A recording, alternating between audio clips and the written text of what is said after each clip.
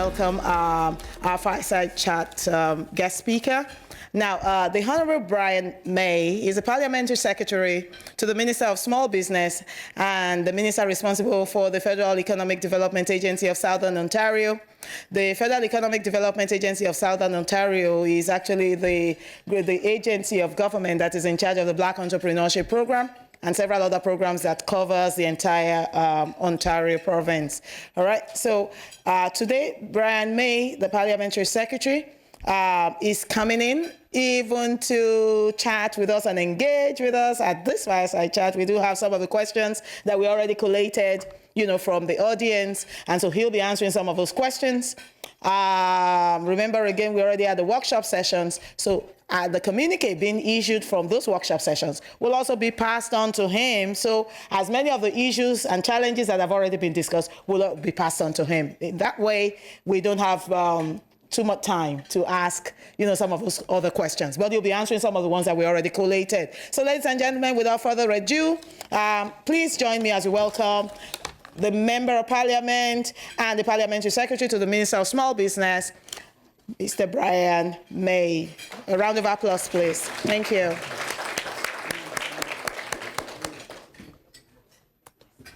Mr. Bryan May also has a speech, that keynote address, short one, before we start the Q&A. So he's going to deliver that first because I know you're eager to listen, and then we start that. Thank you. Thank you. This gives everyone an opportunity to actually finish their meal and before we get going on the fireside chat. Thank you for that great introduction from both of you. And I have a 17-year-old at home, so I understand the reference fire. That's high expectations for everybody, so I appreciate that. Before I begin, however, I'd like to acknowledge that we are gathered on the traditional unceded territory of the Algonquin and Anishinaabe people. Thank you so much, Dr. Olutoyin and her team for all the work that they put into making today happen. On behalf of our government, I am so happy to say a few words to mark Africa Day. The Casa Foundation is doing critical work to connect the African diaspora across Canada. That work is more important than ever because here in Canada, people of African descent are the second fastest growing demographic. As we welcome newcomers from Africa to their new home, we must ensure that they have the support system to succeed, and that includes the infrastructure to pause their entrepreneurial dreams. As the Parliamentary Secretary to the Minister of Small Business, I am so happy to express my ongoing support for the innovative Black entrepreneurs and those who back their success. And yes, I do also want to acknowledge that Minister Ricci Valdez does regret that she's not able to be here. She was pulled away on ministerial business and asked me to step in, but she did express how excited she was that this conference was happening. The focus of this year's event is spotlighting the excellence of BIPOC businesses. This is exactly the kind of knowledge sharing that will help to grow a vibrant ecosystem of Black entrepreneurs. For groups that face systemic barriers like access to finance and supports, and gaps in services like business advice and mentorship. The journey to becoming a business owner is more of an obstacle course than a straight road. I've often been told, mostly by my mom, that getting into politics is crazy. Honestly, I think entrepreneurs and people that start their own business, the challenges are absolutely crazy. And so I applaud you for the work that you are doing. That's why our government is pursuing policies that aim to level the playing field, and why we're focused on supporting stronger economic opportunities for the Black Canadian business community. In 2020, our government committed $265 million to create the Black Entrepreneurship Program. We took a three-pronged approach, each one led by the Black community. Firstly, the Black Entrepreneurship Loan Fund is unlocking access to capital. Secondly, the Black Entrepreneurship Ecosystem Fund is connecting this generation of Black entrepreneurs with the next through mentorship, business advice, and networking, just to name a few. And the Black Entrepreneurship Knowledge Hub is collecting better data so that we understand the context with which Black entrepreneurs are working. We're also proud supporters of Futurepreneur Canada, who are fostering the next generation of Black founders through the Black Entrepreneurship Startup Program. This program helps those aged 18 to 39 with startup financing, mentoring, and support tools to build their business dreams. Specifically designed to support the needs of young Black entrepreneurs, the Black Entrepreneur Startup Program helps young Black entrepreneurs start finance, and launch their businesses by providing mentorship, networking opportunities, and financing. As of June 2023, the program has distributed over $12 million in collateral-free loans while supporting more than 326 Black-led businesses across Canada. And of course, our government is proud to fund Casa Foundation's Black Advisory Hub, which provides in-person and vital training for disadvantaged young Black men and women. Through this project, Casa Foundation will reach 15,000 trainees, target the creation of 175 entrepreneurs, and create over 800 jobs. Yes, thank you. Absolutely. These aren't just numbers, however. By building capacity within community, lives are changed for the better. You can see we're working hard to make a difference for Black entrepreneurs. To the aspiring entrepreneurs here today, and especially the 6th cohort of the Black Advisory Hub Accelerator, keep following your dreams and pursuing your goals. I urge you to find your community, build your networks, and above all, ask for help when it is needed. Today's discussions which center on the resources needed to succeed and how to get them are a pivotal first step. I wish each and every one of you an inspirational, enjoyable event. When Canadian entrepreneurs succeed, we all succeed. Thank you.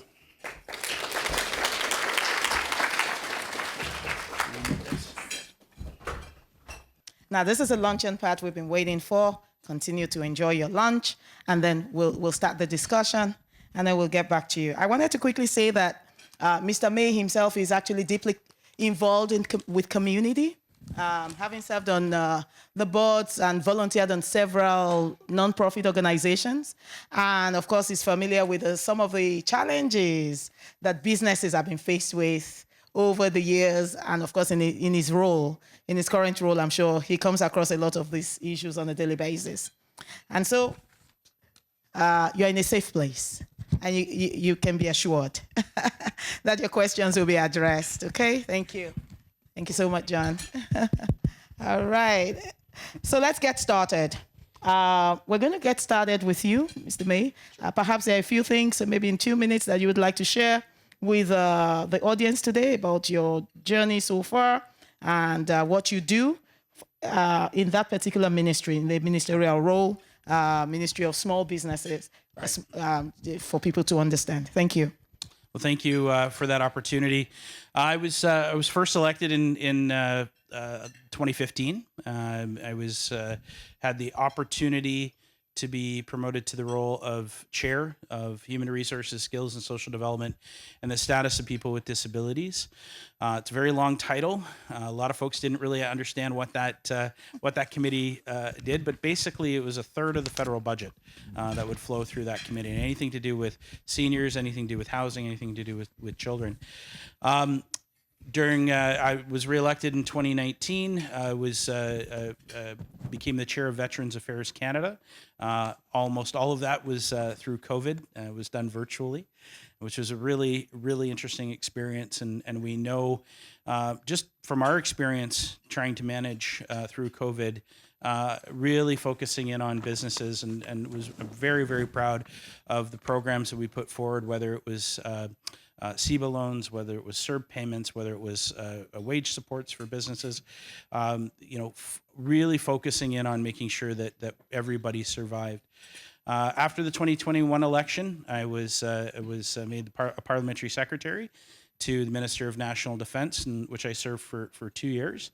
And this past September, was promoted to two ministries. So I do serve as the Parliamentary Secretary to Richie Valdez, Minister for Small Business, but I wear two hats. I'm also the Parliamentary Secretary to the Minister Philomena Tassi, who some of you will know is the Minister for Federal Economic Development for Southern Ontario. And both of those positions, both of those roles are tied very closely together. The support that we're providing through FedDev, the support that we're providing through small business has been I've been very proud to be a part of. I've been very proud to see that focus in our government and to continue to double down on that support in Budget 2024. Thank you so much. Thank you for those insights. It's really a pleasure. It's such a joy and an honor to have you here with us. Now, here is a summary of some of the discussions that we've had so far today. I'll quickly run through this in a minute. According to Statistics Canada, Africa is home to 5 of the top 10 fastest growing economies in the world. And of course, there's the story of Africa, which will be equivalent to the world's 5th largest economy with the potential of a combined GDP of more than 4.6 trillion. Now, by 2022, Canadian direct investment in the African continent stood at 15.7 billion, while the FDI amounted to 2 billion. But Denton's 2023 analysis reports that African countries such as Nigeria, Morocco, Algeria, and so on are the largest trade partners of Canada. But despite these trade numbers, little is known about the challenges experienced by most of the small businesses of people of African descent. Some of these challenges are also faced by newcomers who are eager to rebuild their lives. They want to start their businesses. They want to navigate the structural barriers, just navigate that and find a way to have a say, be established in a country like Canada. The question then is, what are the initiatives that you're implementing to increase access to capital and financing for small businesses, particularly those in underserved communities, like the groups present here today? Sure. No, and it's a critical question. And before I get into some of the numbers, I want to acknowledge the conversation that you've already had this morning about the challenges. And one of the things that I know our government has recognized that this is not a monolith. This is not a singular issue for everyone. I believe, I don't know if Professor Grant is here today, but from the Knowledge Hub from Carleton, I had the opportunity to connect with them and speak with them last year. And the work that they're doing is critical to be able to identify the specific challenges for Black entrepreneurs. This is critical because I think it is critical for governments to understand this, because if we just say, okay, well, all Black entrepreneurs have this problem, we are going to miss the mark. We are going to develop programs and policies that are designed to be one size fits all and end up not fitting anybody really well. And so I'm very keen on following back up with Dr. Grant and his team just to see what those results are. But to answer your specific question, we have again doubled down. Coming out of the pandemic, making sure that we brought as many businesses along with us and connecting with them and making sure they survive that challenge was one of the biggest things that this government has ever done. The focus now is moving forward and helping businesses deal with the affordability issues in Canada. A couple of the key pieces just to keep in mind, we've increased the tax ceiling for small businesses from $15 million to $50 million. That is a huge jump, which is going to help a lot of small businesses be able to grow. We know that we've negotiated rates with both Visa and MasterCard to start to bring down interchange fees, and anybody that's working in a retail scenario know exactly what I'm talking about. The hidden fees of working within the retail sector. I believe we've currently negotiated a 27% reduction. That just in a roundabout way, it's going to save about $1 billion for Canadian businesses over the next number of years. Now, in addition to that, I also want to mention some of the programs that you may not think about immediately when you're thinking about small business. But small businesses have the same issues in terms of labor force and managing staff. And one of the biggest programs that our government has implemented that has helped hundreds of thousands of people get back into the workforce is $10 a day daycare. $10 a day daycare is not just the right thing to do, you know, in terms of it's not just like a nice to have. It's the smart thing to do from an economic perspective. We know that if we can even just bring a parity to a gender parity to the workforce, you're looking at about $25 to $30 billion added to the GDP every single year. So when you look at some of these things, and we hear the critics say, "Well, you're virtue signaling, or you're throwing money at this, or you're throwing." These are all economic drivers. We know this. In addition to that, we're looking at our new program with dental care, right? How many small businesses actually offer or have the owners themselves have dental coverage? Very few, right? This is going to have a huge impact on that sector, along with pharmacare. Okay, so a lot of these pieces you wouldn't necessarily think of as business development factors are in fact going to support growth in Canada for the small business sector. Thank you so much. Thank you for those insights shared. A round of applause, please. Just to encourage you. Thank you. Thank you. All right. Well, I do have one more here, and this actually is related to the Women Entrepreneurship Strategy. Women Entrepreneurship Strategy. And so the question goes, what strategies are you using? What have you adopted? What strategies have you adopted to promote entrepreneurship and innovation within the women folk? Understanding the fact that women are usually at a disadvantage. And so when you talk about the access to capital, access to mentorship, access to resources for women generally, it would appear that as underrepresented groups, they fall behind when compared to male folks, their counterparts in business. And so what kind of strategies, what kind of programs, what kind of resources are we able to get for some of our women also within the community, and in what way is the government looking forward to advancing them? Thank you for that question, and you already mentioned the Women Entrepreneurship Strategy. This is an incredible program. It's been very successful. We're talking about a $7 billion investment in women entrepreneurs. My numbers may be a bit off. My staff can nod if I'm right, but I believe we've already through this program created 22,000 women-led businesses in Canada.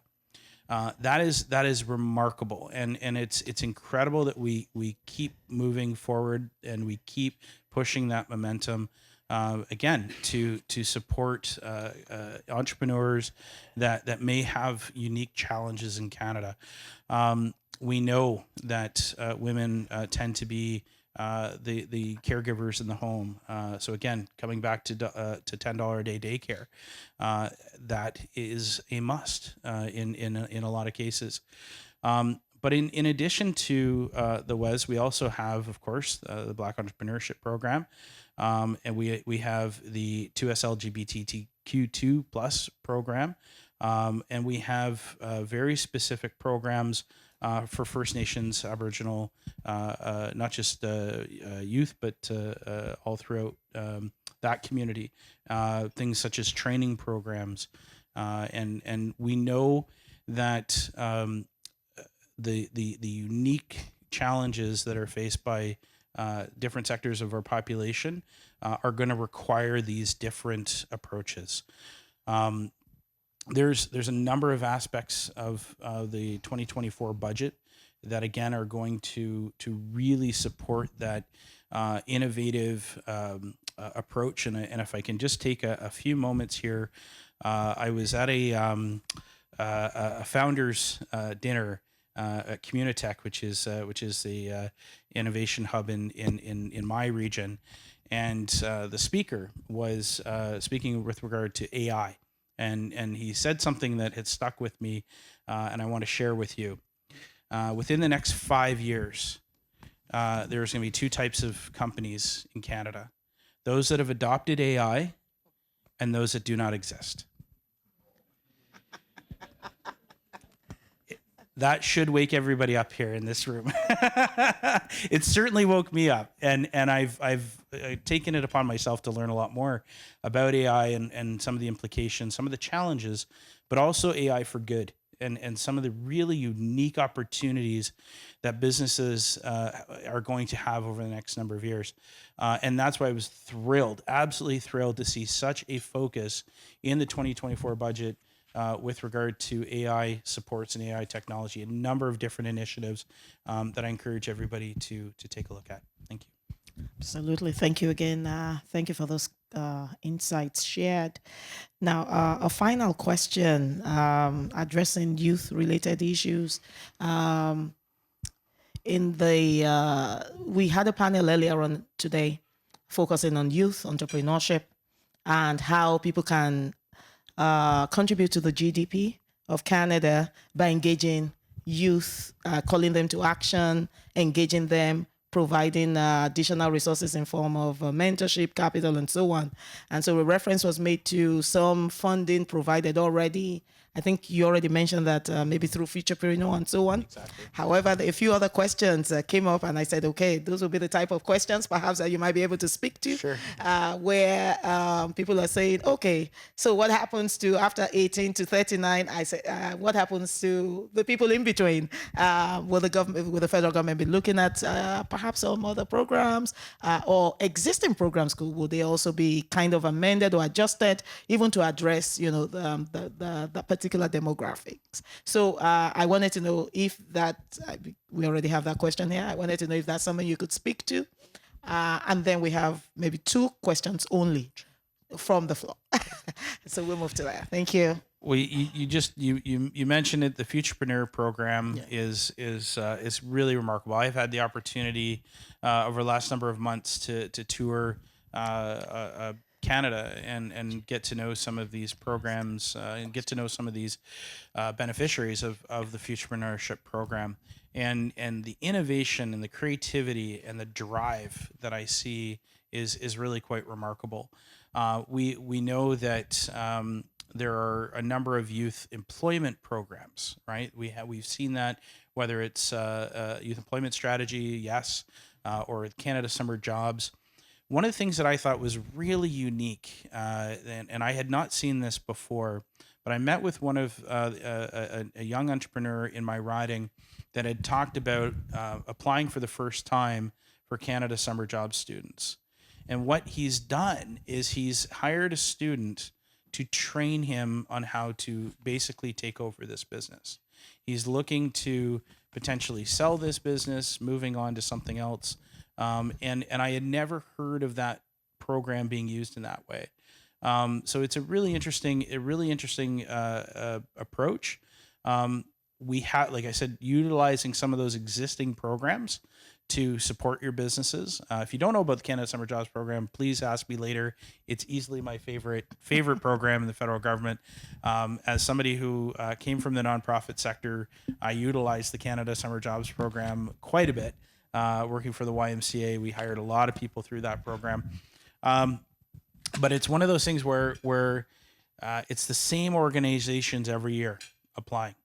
And I think it's an awareness piece more than it is anything else.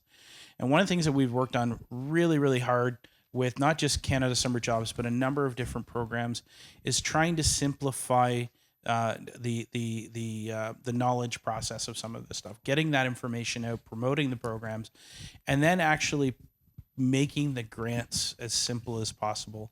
As someone who used to write grants for a living, I hate writing grants.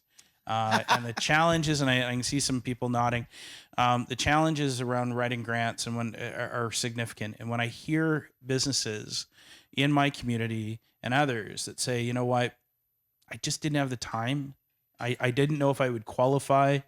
I didn't want to go through the hassle and then find out I didn't qualify. These are things that government need to hear and need to recognize and need to simplify. And there's going to be additional programs coming, and I know that we have to keep that in mind. The accessibility of these programs is key. Thank you so much. Thank you so much, Mr. May.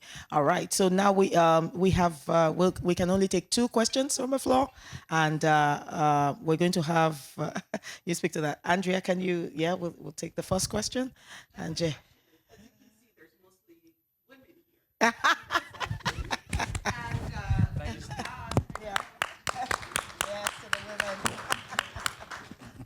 I know myself with the collaboration of people trying to apply for programs for specifically Black women.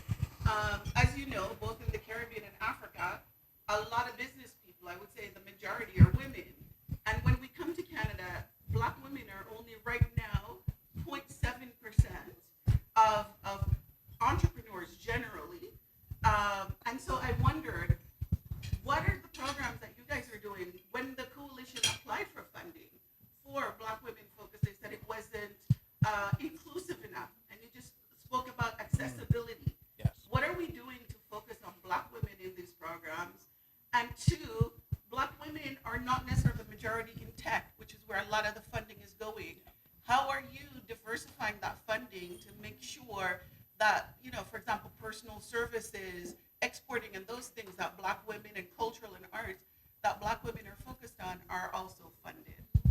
It's an incredible question, and I think this is exactly why we created the Black Entrepreneurship Program, the WES, the Women Entrepreneurship Strategy. But also when we're talking to the sort of the hubs or the organizations that ultimately decide on which businesses are going to get the funding. I know that they are having this conversation. I know I've heard those stats before, whether it be Communitech, whether it be Invest Ottawa, whether it be Mars, or the other 27 tech hubs or whatnot. They've identified this as a critical issue. They are putting forth their own strategies to work towards improving those numbers. But it is something we have to stay focused on. It is something that we have to be aware of. I'd love to talk to you maybe offline about your particular situation and why it wasn't approved. But I think we have to analyze those. We have to look at, okay, where are the gaps, and how do we move forward? And I know that the Black Entrepreneurship Strategy specifically, we're going to be looking to evaluate and how was it successful, and where was it not. Thank you so much. Thank you for those comments. And I'm sure I wanted to add that actually Andrea has kind of like an overview of that. She was actually the executive director of the Black Entrepreneurship Knowledge Hub. So that's a Carlton table right there. Hi. So they are there, and they're talking from a place of knowledge. So I'm sure they'll be looking to connect with you. But we have to take one last question from the youth, and let's have some time for networking so they can get to meet you. Yeah. Hi, my name is Rochelle. One of the biggest challenges that small businesses face is staying competitive with like our medium and larger enterprise counterparts, and likely already operating at a loss. How is it possible for us to scale up if we're not able to receive support from the government? I'm not done. A lot of the programs that my partners and I have had the privilege of being a part of were really geared and catered towards like the startup aspect of the business, but not really that scale up phase. And yeah, I was just curious if there's anything happening on the back end with that. Thank you. Good question.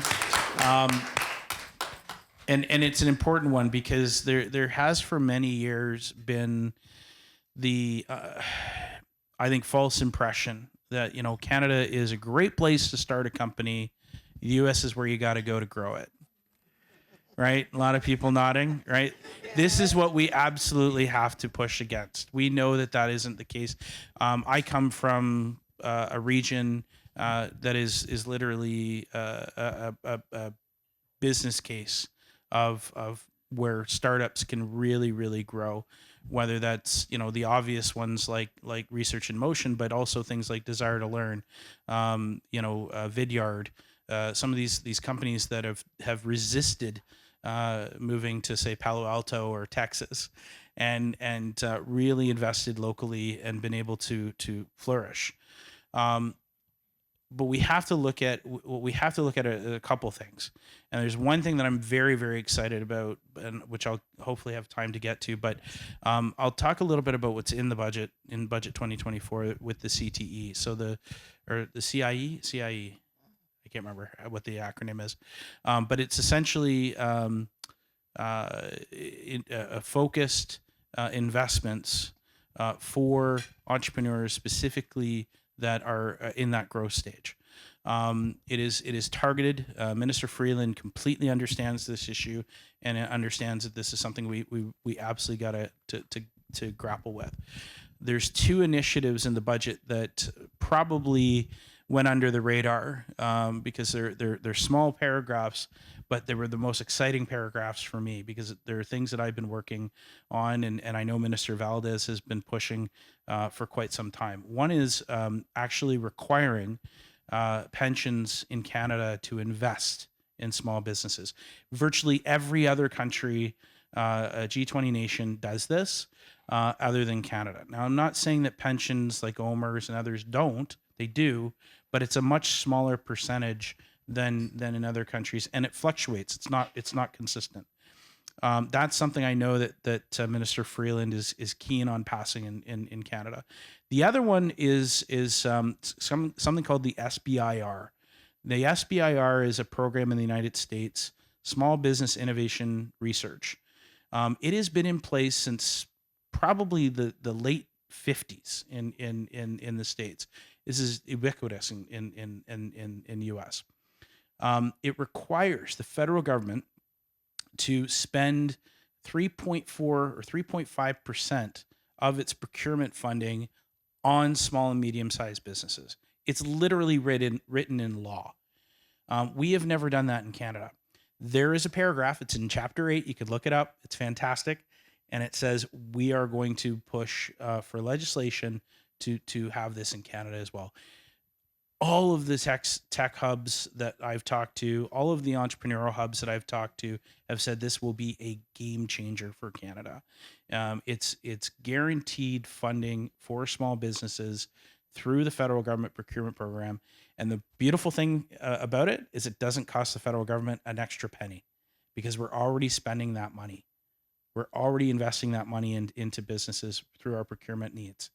But it's going to require us to spend that money with companies, small, medium-sized companies in Canada. Well, we have the federal government consumes a lot of goods, so I think there's a conversation on what that looks like. We're exploring how this works in the States. U.S. has a very different model in terms of legislation. They actually literally have to go back every year to renew this with Congress. That wouldn't necessarily be the case in Canada. We don't have a public system like they do, but this would be critically important for Canada to adopt, in my humble opinion. Thank you so much. A round of applause, please. Thank you so much. Thank you. All right. I'm not sure if you have any final comments that you want to wrap up with, but I must say that we've thoroughly enjoyed the conversations this afternoon, and I believe I do speak the minds of our audience. We've had an enlightening session, more insights provided by you, and so this has really been helpful. Do you have any other comments to wrap up with? Just to say thank you for the opportunity to be here today, and can we get a big round of applause to the doctor and her team? Putting these together, I know, are not easy. So thank you for doing that. Thank you so much for coming and for honoring our invitation. And I'm sure that when we call you again, you will be glad to honor our invitation. Thank you so much. Thank you.